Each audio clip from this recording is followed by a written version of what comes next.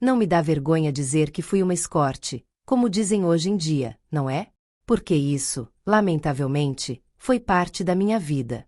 Mas vou contar como deixei a prostituição no dia em que vi um cliente fazer algo extremamente inusual. Me chamo Maria de Los Dolores, mas aqui todo mundo me diz Dona Maria. Tenho 73 anos no corpo, mas parece que carrego uns 100 no alma. Porque há dores que envelhecem sem que ninguém os veja. E por muito tempo, me chamaram de outra forma. Dalila, nome de guerra, nome de mulher que ninguém conhece de verdade. Entrei à prostituição aos 22 anos, não foi por ameaça nem por chantagem. Fui por minha própria conta, empurrada por a fome, a raiva e uma sede de liberdade que nem sequer entendia bem. O que era? Lá em Catoledo Rocha, onde nasci, uma mulher que falava forte já era tildada de descarada. E eu sempre fui ruidosa por dentro. A vida em casa era dura, minha mãe se calhava demais e meu padrasto, esse tal de Debalmir, falava com os punhos. Eu cresci no silêncio dos gritos tragados. Quando me escapuei a Juazeiro, pensei que seria duena de mim mesma, mas não sabia que ser duena de uma mesma, sem ter onde cair morta, custa caro. Vi o anúncio em um poste, entre duas leitoras de cartas e um curso de costura. Se buscam muchachas, boa aparência, trabalho noturno, pago diário. Chamei, esse mesmo dia.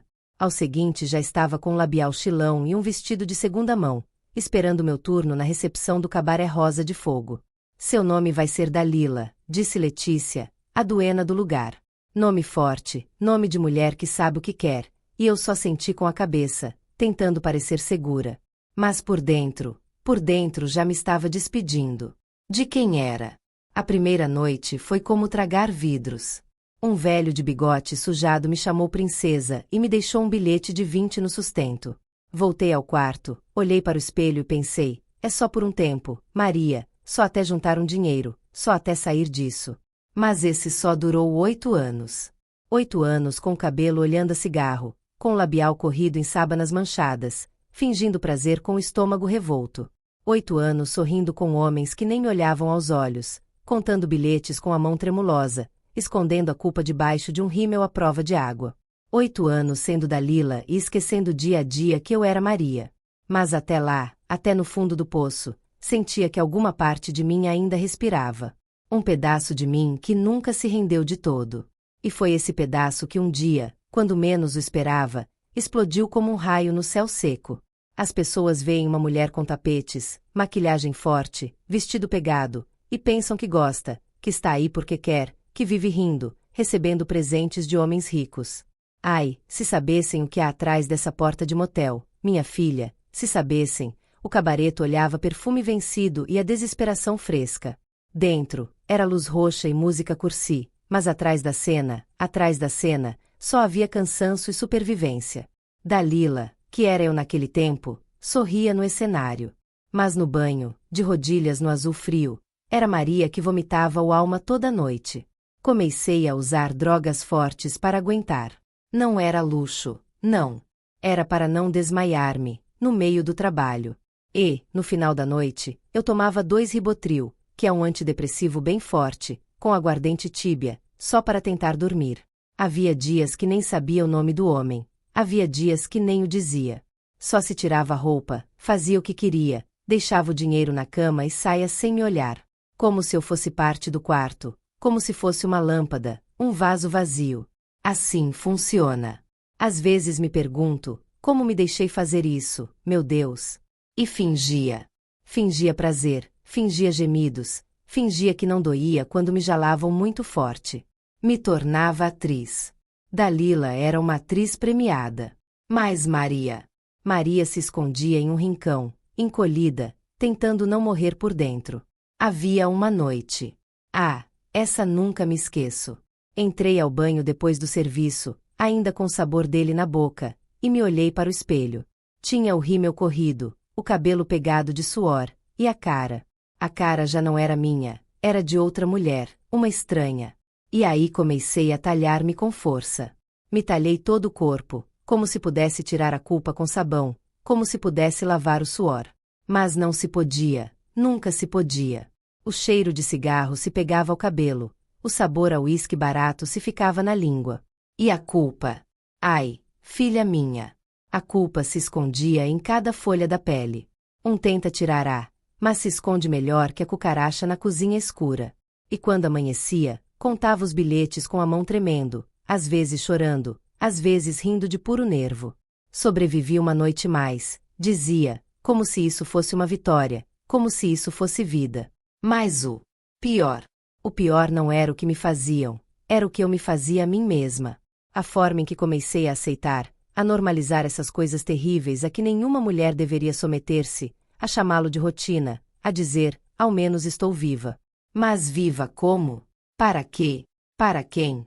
E esse pensamento vinha cada vez mais, como um sussurro terso ao ouvido. Isto não é vida. Isto nunca foi vida. Mas, naquele momento, eu ainda me calhava, ainda aguentava, ainda acreditava que podia suportá-lo. Não sabia que minha caída já vinha, e que iria doer, muito mais do que tudo isso junto.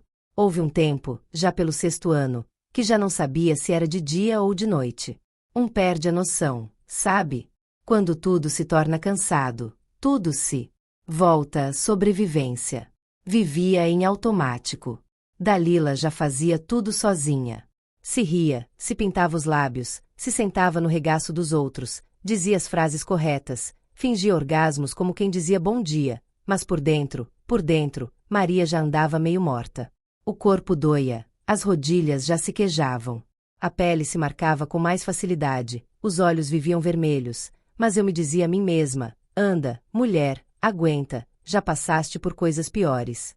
Só um mês mais, só um cliente mais, e assim ibá, anestesiando-me. Aprende a desconectar-se, sabia? A sair de si. Me olhava de fora, como se não estivesse comigo, como se meu corpo fosse um objeto prestado, que devolvia no final do turno. E quando voltava a mim, já era tarde, já tinha um sabor a coisa má na boca, um peso nos ombros, uma culpa nos ossos. Houve um dia que entrei ao quarto, e antes de acender a luz, o senti. Algo dentro de mim se havia roto, sem barulho, sem escândalo, só se rompeu. Era um cliente novo, se chamava Ângel, mas não importa seu nome, o que importa é o que senti. Estava aí, desnuda, parada em uma esquina da cama, com a mão na cintura, esperando que se tirasse a roupa. E de repente, me deu um asco. Mas não era do estômago, era do alma. Um asco profundo, escuro, que subiu como lava quente. Tive que sentar-me. Ele me olhou e disse, estás bem? E eu só senti, e menti, como sempre. Disse que só estava cansada, mas por dentro, eu sabia. Já havia passado o ponto. O corpo já não mentia, o alma estava gritando, e ainda assim, me fiquei. Fiz o que tinha de fazer. Me bebi o asco, me bebi o choro, me bebi a mim mesma. Naquela noite, quando voltei ao quarto das garotas, me sentei no chão e chorei baixinho. Chorei com vergonha, sabe? Como se já não tivesse nem o direito de sentir, como se até o dor fosse um luxo. Mas chorei. E isso, minha filha, isso já era uma señal. Era um quarto, havia chovido na tarde, e o chão da cidade ainda olhava barro e gasolina. Eu já estava cansada. Os tapões me machucavam os calos, o soco me apressava a espalha, e nem lembrava quantos homens tinham passado por mim naquela semana. Mas quando Letícia gritou desde o corredor, Dalila. Quarto 7. Me levantei, como sempre, no automático. Abri a porta, entrei, e aí estava ele, sentado na perna da cama, camisa de manga larga, pantalão escuro de mesclilha, sapatos limpos. Tinha o cabelo castanho, meio desarrigado, e os olhos. Ai, minha filha, os olhos estavam vazios, vazios e profundos, como se carregassem séculos de coisas não dichas. Não, me olhou ao entrar, não sorriu, não disse boa noite, não me chamou de nada, só estava aí, com as mãos entrelaçadas, olhando para o chão como quem perdeu algo que já não pode encontrar. Boa noite, amor, disse, tentando soar doce, profissional. Ele não respondeu, nem levantou a cabeça. Seu silêncio era tão denso que parecia encher todo o quarto. Sabe aquele tipo de silêncio que pesa mais que um grito? Era esse. Parecia que algo dentro dele estava quebrado. E eu senti um calor frio, não de medo, de alerta. Fiquei parada aí, sem saber se devia me tirar a roupa, me sentar ou sair correndo. Ele não pedia nada, só estava aí, silencioso, como se seu corpo estivesse presente. Mas sua alma ainda estava na rua, perdida. Tudo bem? Perguntei em um sussurro. E foi aí que levantou os olhos, pela primeira vez. Olhou direto para os meus, e foi como receber um golpe. Não havia picardia de homem, não havia desejo, só dor. Dor que eu conhecia de longe, mas que aí estava, deslumbrado, sem maquiagem. Só preciso ficar aqui um tempo, disse, a voz ronca, quase quebrada. Só estar, não entendi. Mas sim, fiquei na parede da cama, olhando para frente. E o quarto ficou assim, mudo. Só o barulho do ventilador girando no teto, e o tempo escorrendo lentamente. Esse homem não me tocou, não me desvistou, não pediu nada, só estava aí. E eu também fiquei. Por primeira vez em 8 anos, não tive que atuar. E isso me desconcertou mais que qualquer outra coisa. Ainda não sabia, mas aquela noite. Essa noite ia ser o início do fim. Ele desceu a coisas que uma não sabe como explicar. E há momentos em que já não cabem palavras. Quando coloquei o pé na rua, eram como as 3 da manhã. O ar estava quente, pesado. Mas ainda assim respirei fundo. Porque era como se o mundo inteiro estivesse diferente. Ou talvez, o que havia mudado fosse eu. Liguei um cigarro e caminhei sem rumo. Sem destino. Sem ideia do que vinha depois. As ruas estavam vazias. Só os postes acendidos. Esse som de grilos. E ao longe, muito ao longe, uma sirena cortando a cidade. E eu aí, caminhando. Um passo ao mesmo tempo. Como quem desperta depois de uma pesadilha. Mas não era um sonho. Era minha vida de verdade. Suja por dentro. Cheia de dúvidas. Mas viva. E sabe o que é o mais louco? Não chorei. Não gritei. Não fiz cena. Só fui. Porque há momentos em que uma entende tudo sem necessidade de entender nada. Só se sente. E se sente. Tão profundo, tão claro, que não há volta atrás. Não se pode seguir como antes. Não se pode. Essa madrugada eu sabia. Não sabia o que eu ia fazer. Nem como eu ia pagar a renda. Nem de onde eu ia tirar comida. Mas eu sabia. Não voltaria a esse lugar. Nem como Dalila. Nem como Maria. Me iria. Embora fosse para passar fome. Embora fosse para dormir no chão. Porque, às vezes, filha minha, a liberdade começa assim. Com um passo pequeno. Em uma rua escura. Com o coração pesado. Mas com o alma. Finalmente. Respirando. No dia seguinte. Nem fui. Nem enviei mensagem. Nem avisei. Só fiquei em casa. Colocada no chão frio da cozinha. Com a janela aberta. E o barulho da rua. Entrando. Foi estranho, sabe? O mundo fora. Continuava igual. Mas dentro de mim. Tudo já tinha mudado. As garotas do cabaré tocaram a porta. Letícia enviou mensagem. Depois enviou um recado com um guarda do cabaré. Diziam que eu estava louca. Que era só mais uma noite. Que podia tomar um descanso e voltar depois. Mas eu já tinha ido. Por dentro. Já tinha ido há muito tempo. E quando a alma se vai, ao corpo só falta coragem para segui-la. Minha vizinha, Dona Genilda, me olhou feio. Sabe aquelas velhas que sempre espiam pela janela? Pois sim. Ela pensava que eu estava embarazada. Ou que tinha conseguido um homem novo. Nem se imaginava que o único homem que me colocou de cabeça. Nem me tocou. E houve gente que riu. Uma das garotas, Clara, me disse direto. Você vai acabar voltando. Todas voltam. E olha, quase acreditava.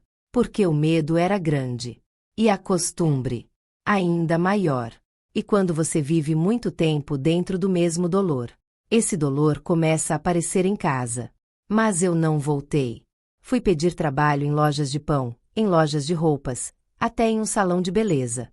Ninguém queria ver currículo, nem passado. Queriam referências. E o que eu ia dizer? Que passei 8 anos em sacos vendendo corpo para sobreviver. Ninguém entendia. Nem me ouviam bem. Era como se eu falasse em um idioma que ninguém reconhecia. Eu dizia: estou tentando mudar. E me olhavam como dizendo: já é muito tarde. Mas deixa eu te dizer uma coisa, minha filha. Ninguém entende quando uma decide salvar-se a si mesma. Ninguém entende quando deixamos de complacer o que esperam de nós. E está bem. Porque o grito da liberdade não está feito para ser aplaudido. Está feito para ser soltado. Forte. Firme. Com dor. Apesar de ninguém o escutar. Continuei. Com vergonha, com dúvidas, com fome algumas vezes. Mas continuei. Porque há momentos em que o único que uma mais precisa é isso. Continuar. Apesar de todo mundo acreditar que você se enlouqueceu, a primeira semana foi a mais difícil. Me despertava cedo, sem saber aonde ir. O corpo ainda atuava automático, como se esperasse que começasse a música do cabaré. Mas já não havia cenário, nem luz vermelha. Procurei trabalho em todos os lados. Lavava banhos em pensões. Planchava roupas para outros. Até carreguei caixas em uma loja, escondidas no armazém. Porque o dono não queria que os clientes veiassem uma mulher com o meu passado. Na loja. Houve noites em 1100 inteiras em que dormi com o estômago vazio. Dias em que caminhei horas atrás de uma vacante que nunca existiu. E o pior nem era isso. Era a forma como as pessoas me olhavam. Essa olhada torcida, desconfiada. Como quem sente algo sujo e finge que não é com ele. Mas, sabe, pior que a olhada dos outros. Era o que eu sentia de mim para mim mesmo. Um tipo de vergonha que não se explica. Só se carrega. Um sentimento de que já não servia. Apesar de tentar servir. De que havia ensuciado meu nome. Meu corpo. E minha história. Evitava olhar para o espelho. Falar do tema. Lembrar. Mas cada dia, quando me despertava, dizia em voz baixa: pelo menos hoje ninguém vai me tocar sem minha vontade. E só isso. Já. Me dava força para levantar-me. Um dia, encontrei uma das garotas do cabareto na rua. Clara. Tinha um labial forte. Uma bolsa do mercado na mão. Me olhou. Deixou uma risada e disse: vê. Te disse que era difícil. E eu respondi: sim. Mas é melhor. Não disse nada mais. Só me olhou. Acredito que nesse momento entendeu que eu não ia voltar. Que por mais que dolisse, eu tinha escolhido ficar desse lado. Porque a liberdade, filha minha, não chega com moinho nem por uma porta grande. Chega com luta, com medo, com vergonha, com rejeição. Mas chega. E quando chega, te ensina a caminhar de novo. Seja com as rodilhas rasgadas. Seja com o coração arrepiado. Fui lavando a culpa pouco a pouco. Não com sabão. Mas com paciência. Com dias vividos honestamente. Com esforço. E até com silêncio. E de a pouco, a vergonha foi cedendo lugar a um novo tipo de orgulho. Um orgulho discreto e tímido. Mas verdadeiro. Hoje em dia eu vivo uma vida bem diferente. Não é bonita para mostrar em redes sociais. Não. Mas é minha. Me levanto cedo. Preparo um café que não sempre tem açúcar. Me coloco as mesmas sandálias. Gastadas de sempre. E abro a porta da minha casa só para sentir o vento na cara. Há dias que sopla seco. Há dias que nem sopla. Mas, pelo menos, ninguém manda em mim. Vivo em um lugar tranquilo, onde ninguém me chama de nada aqui. Eu não quero ser chamada. Quem me vê, pensa que sou só outra velhinha calhada. Mas dentro de mim, filha minha, há histórias para encher livros que ninguém teria valor de ler. Às vezes me perguntam: estranha algo você? E eu me rio, com vontade de responder: só a mim mesma, antes que a vida me enganasse. Mas não digo isso para que as pessoas julguem. Não tento esquecer o que vivi. Não. Aprendi a carregá-lo sem que pese tanto. Porque, Olha, eliminar o passado é um tipo de covardia. E eu já fui demasiado covarde. Agora só quero andar com o que é meu. Embora doe um pouco no caminho. Aquele cliente. Aquele homem que me fez chorar sem nem tocar. Nunca voltou. E nunca mais o vi. Mas deixou uma renda aberta aqui dentro. E por essa renda, entrou um pouco de mim de volta. Foi ele que, sem saber, me mostrou que eu ainda estava lá. No fundo. Cansada. Sim. Mas inteira. Só faltava deixar de fugir de mim mesma. E isso, minha filha, isso ninguém me tirou nunca mais. Hoje vivo sem fingir. Já não tenho que mentir-lhe ao espelho, nem esconder-me atrás de nenhum nome. Sou Maria. Só Maria. Sem labial forte. Sem tapete. Sem sorriso falso. E sabe o que? Gosto de ser assim. Com as marcas que ficaram. Com os pedaços que reconstruí com minhas próprias mãos. Porque, após tudo, o que mais me enorgulho, não, é de ter saído daquele lugar. É de ter o valor de olhar-me no espelho e dizer: aqui continuo. E se há algo que aprendi, é que sobreviver não é suficiente. O bonito de verdade é quando uma escolhe viver. De verdade. Mesmo que tome tempo. Mesmo que ninguém entenda. Mesmo que doe no início.